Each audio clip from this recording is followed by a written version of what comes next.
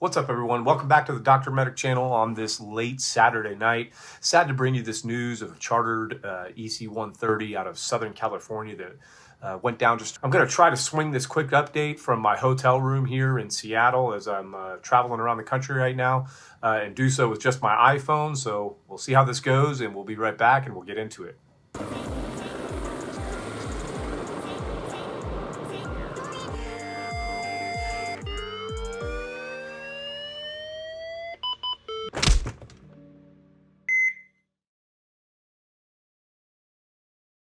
Now, it looks like this is tail number November 130 Charlie Zulu, which is this beautiful H-130, which is owned by Red Skies LLC out of Montana, but operated by Orbic Air out of Southern California. Now, this was a chartered flight that took off from Palm Springs in California and was headed towards Boulder City, which is a tiny little town that sits in the valley just southeast of the Las Vegas and Henderson area, which is kind of just before you get to the Hoover Dam in Nevada. Now, this 130 was a T2 model that has the updated Turbomeca Aerial 2D engine, which has more horsepower and some cool anti-vibration updates.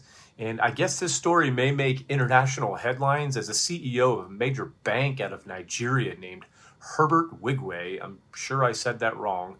But anyway, he was the CEO of Access Bank, which is one of the largest banks in Nigeria. And Herbert was killed along with his wife and his son, as well as the pilot, an additional safety pilot that was on board, as well as a guy named Bamafin Ogunbanjo. I'm sure I said that wrong too, who was the head of the Nigeria Stock Exchange. Now, I'm not sure if there was a separate set of controls in this aircraft. Typically with an EC-130, there's only one set of controls unless they're doing like a check ride or something. But at this point, I don't really know. Now, it looks like they took off from Palm Springs International Airport around 2045 local time and headed northeast, as they can't really cut through the Yucca Valley here, as there is a big Marine Corps training area there. And they cannot really fly over the San Bernardino forest, as some of these mountains are like 10, 11,000 feet high.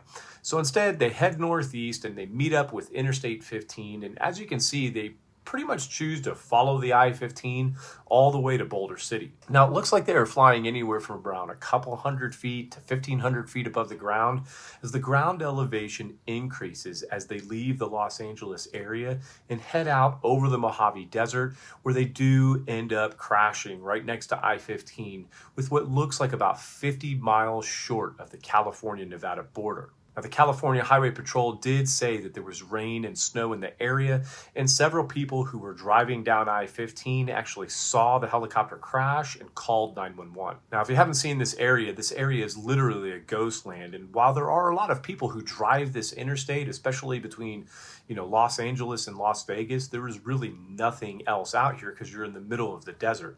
Now, you can see that they start to descend toward the end of their NTSB tracking here, and they appear to crash either right next to or very close to I-15.